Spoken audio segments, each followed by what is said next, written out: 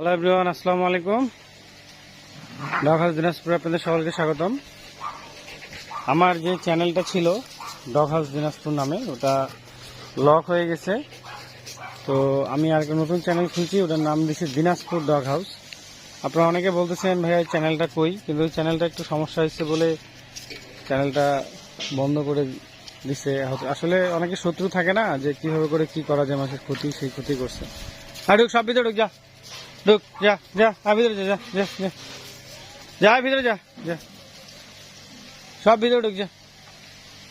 তো এই জন্য আপনার খুব মনটা খারাপ। আসলে দেখি চ্যানেলটা আবার ফিরে আনা যায় কিনা।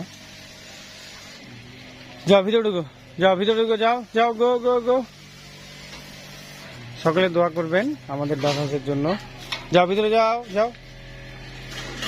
ওকে, আল্লাহ হাফেজ, আসসালামু আলাইকুম রহমতুল্লাহ।